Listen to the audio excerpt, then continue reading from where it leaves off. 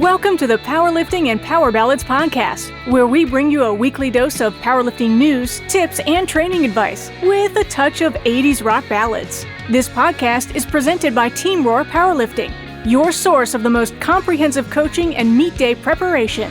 Here are your hosts, Josh Rohr and Lara Sturm. Welcome to episode 125. I'm flying solo today. Lara Sturm is not going to make it. So we're going to talk a little bit about how to get a USAPL Pro Card in 2023. USA Powerlifting put a press release out on January 6th that links you to the Pro Series website, which is pro.usapowerlifting.com. And if you click on FAQ, it actually breaks down in detail how the Pro Series is going to go for 2023, but also the details of how to earn a pro card and things like that. So this is not any breaking information. This is just explaining what is written for those that may still have questions. So essentially there are four types of pro cards. There's your pro card, which is essentially the open division, Masters Pro Card, the Bench Pro Card, which is the open division for bench only, and then Masters Bench Pro Card. Now, each of those four are also subdivided into raw and equipped. So if you earned it in both, then you can do both. But if you only earned it raw, you can only compete raw in the Pro Series. So for the Pro Card in the raw division, you need to have a minimum 475 dots if you're a female and a minimum 500 dots if you're a male, and do one of the following: win best lifter at the Pro-Am amateur portion of the Arnold, get best lifter at 3 to 4 other pro card qualifying meets that haven't been scheduled yet. Essentially that would work the same as the Pro-Am amateur at the Arnold. The best lifter, if they hit the minimum dots, gets a pro card. And then where the majority of lifters are going to get their pro card is from Raw Nationals by placing top 3 in the open division in your weight class with that minimum dots, obviously. So if you do any of those 3 with that minimum dots, that earns you your pro card. And why that's important is you cannot do any Pro Series events without a pro card. So you have to earn that first. Now, to get a pro card on the equipped side, it's similar. You can win best lifter in the Arnold Amateur Pro-Am in the equipped division. You can get best lifter at 1 to 2 other pro card qualifying meets. So there's fewer. And then the other option is to get top 2 in your weight class at equipped nationals in the open division. To earn the Masters Pro Card, you can win best lifter at the Masters of Iron, and that is being scored by dots with the age coefficient. And we'll talk about the age coefficient here in a little bit. The second option is to get best lifter at your regionals in the Masters division, again, being scored by dots and age coefficient. You can place top 15 overall at Raw Nationals by dots and age coefficient. So essentially the best overall being, like, when you think of best lifter, it's the top 15 ranked as the best overall Masters. For the equipped, it's best lifter at the Masters of Iron by dots and age, best lifter at regionals again, and top 10 overall Masters at equipped nationals. With the Masters, one other little caveat there is if you earn a pro card, which is again open division, but you're also a Masters lifter, that automatically earns you a Masters Pro Card too. So that is another thing to consider there as well. Bench Pro Cards for both raw and equipped. If you win best lifter at the amateur part of the Pro-Am bench, you earn a pro card in, again, each of those divisions. And if you place top 2 in your weight class at bench nationals in the open division, again, that's for both raw and equipped side, then you earn your bench pro card. For the Masters Bench Pro Card, for both raw and equipped, if you win best lifter at the Masters of Iron bench, and if you place top 10 overall at bench nationals in the Masters division using dots and age coefficient. So again, each of those 4, again, pro card, Masters Pro Card, Pro Bench Card, and Masters Pro Bench Card, they're 4 separate pro cards. Each of those 4 then again subdivided into raw and equipped. Now we're going to talk about the Masters age coefficient a little bit. So that can actually be found, if you're curious how that works and what it looks like, if you go to liftingcast.com/about, and you can scroll down to the age coefficients. USA Powerlifting uses the new coefficient that Joe Marksteiner put together for USA Powerlifting. And basically how that works is you take your dots and multiply it by your age coefficient. And the age coefficient is determined by your age. So, if you're 40, your age coefficient is 1.0. If you're 41, your age coefficient is 1 point, blah, blah, blah, whatever it is. And you multiply that by that coefficient by your dots, and that gives you your age adjusted dot score. And that's how the masters are going to be scored. So definitely check out the Pro Series website. And we're going to actually do a weekly kind of update on this and explain a different aspect of it. So like next week, we're going to start with the Masters Pro Series, what that looks like schedule wise, what meets you need to do, how you earn points, and etc. So definitely look at the Pro Series website, pro.usapowerlifting.com, and check out that information. Shifting gears a little bit. So we are obviously in the coaching business, and we have a training app that we have available for people to subscribe to with different training programs that we've used throughout the years. We just added one.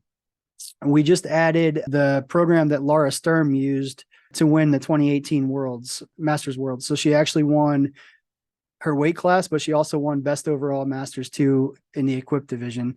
So if you're interested in, getting into a solid training plan, definitely check that out. We are running a special right now as well. So you can actually get your first month for only $1 if you use the discount code Team Rohr 2023. And we'll have that linked in the description of the episode as well. We'll also likely timestamp the episode so that you can go back to each specific pro card to hear more about how to earn those. So anyway, hopefully that makes sense for everybody. Wanted to just kind of explain that a little bit. And, it's important not to get caught up in every aspect. Just pay attention to the one that you're concerned with. So if you're an equipped Masters full power lifter, just pay attention to the Masters equipped pro card, right? Their Masters pro card, specifically the equipped division. So, it kind of simplifies it a little bit more that way. And, hopefully that makes sense. So each week we do kind of a little scenario, what we would do, and see what everybody says. And then we kind of chime in. So this week's situation, you're competing at Raw Nationals, trying to earn your pro card. You're the last deadlifter and currently in 4th place. You need 3rd place or higher to earn a pro card. First place pays $1,000. Your second deadlift of 300 kilos was easy. Your PR deadlift is 330 kilos. 302.5 would get you 3rd place for your 3rd attempt. 305 would get you 2nd place. 327.5 would get you 1st. What do you choose? So for me, this is actually a tough call for me because I'm always about competing to win. You compete to do your best. So most times if this pro series didn't exist and it was just a matter of winning nationals, like 100%, I say put on 327.5, load it up. You either get 4th or you get 1st. However, there's bigger things at play now with this pro series. And if I want to contend to compete in the pro series finals, I have to have a pro card. So if I don't get my pro card at nationals, I can't compete in the series. I would have missed the boat. So I'm going to actually go 305. It's going to be an easy deadlift and it's going to get me 2nd, but it's more importantly, it's going to earn my pro card, which then allows me to do an additional pro series event later in the year to complete the pro series to hopefully punch my ticket to the pro series finals. Without that pro card, I literally can't do the pro series events. And it's again, there's too much at stake here to risk getting 1st place. And don't get me wrong, like I am torn on this because you compete to win, right? You compete to compete, and 327.5 should be doable, should be. And 9 times out of 10, I would say put it on and go for the win. But again, the national title is really, really important, but to be able to compete in the pro series, that is multiple events that you're not eligible for if you don't get that pro card. And I to me, that's too much of a risk to put on the higher weight. You take the safe bet. The difference between a 2.5 kilo increase and a 5 kilo increase when you have 25 kilos more to spare theoretically is not that much. So I would put 305 on, pull for second, get the pro card, and be able to throw your hat in the ring in the pro series is what I would do. I think a lot of people will disagree with me on that because the competitor in me wants to say, put it on, I'm going to pull it. But again, if you miss, now you got basically a whole nother year until you can get into the pro series. So to me, it's just that's too much of a risk. Our new lifter tip for this week is don't do a loading phase when taking creatine. Now, this is going to be probably get some pushback on it, but most bottles of creatine, specifically creatine monohydrate, and there's other types. There's buffered creatine ethyl ester, hydrochloride, HCl, things like that. Most of those are pretty expensive compared to regular creatine monohydrate, and most studies have not shown them to be any more effective. So I would avoid those. I would stick to regular creatine monohydrate. But here's the tricky part. Most creatine monohydrate bottles tell you to do a loading phase where you take 20 to 25 grams a day for 5 to 7 days, and then 3 to 5 grams after that per day. The idea being to saturate the muscles with creatine, because that's how it works. It works by saturating the muscles. So the theory is the more you take off the beginning, the quicker it saturates. And that is true. However, the level to which the muscles get saturated is basically the same. There's no real comparison. The only difference is that saturation happens slightly faster with the loading phase. However, some people experience stomach discomfort, bloatedness, things like that from creatine, rarely from the 3 to 5 grams a day, but that loading phase, a lot of people have had issues with. So to me, that's not worth the discomfort for maybe a week of results quicker. I mean, the idea is you're going to maintain with that 3 to 5 grams indefinitely, and it may just take a week or two longer for the muscles to become fully saturated, but you're not wasting as much creatine either. So to me, that's just it's a more methodical approach, and it's going to be a more friendly way of using creatine than potentially upsetting your stomach. So that's the main thing. And most studies recommend taking creatine like after your workout, because again, it's all about maintaining muscle saturation of creatine. So a lot of people take it right before they work out, thinking that serving they just took is helping them in their training. And that's not really how it works. It's really about maintaining a certain level of muscle saturation. And that usually is established by taking it after you train.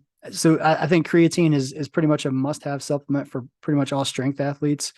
Obviously there's some exceptions, but they're rare. So I would say, if you're not taking creatine, that would definitely be something as a new lifter I would recommend doing. But again, don't do the loading phase. It's a waste of your money. It's a waste of your discomfort. Just start with the 3 to 5 grams a day, and make sure you're training hard, because this stuff only really helps if you are actually training. So it's not a magic do all the work for you. You have to still put in the work. So hopefully that helps. That pretty much wraps up today's episode. Kind of short and sweet here, but don't forget, if you are on Instagram, follow us at PL Ballads Podcast. And if you are interested in getting coaching or any tips or anything like that, we do post a lot on our Team Rohr Instagram. So you can check that out as well. And the link in our bio does have links to join our Discord server and some other, join our app, things like that. So if you're looking for some free information, the Discord is definitely a way to go. Following the Instagram is definitely a way to go. And if you're interested in coaching, definitely hit us up, because we do have a few openings left to take on new clients. So hopefully that helps specifically with earning the pro cards. And I guess on that note, we will talk to you all later. Thank you so much for listening. If you enjoyed today's episode of the Powerlifting and Power Ballads podcast, please remember to subscribe and share it with your friends.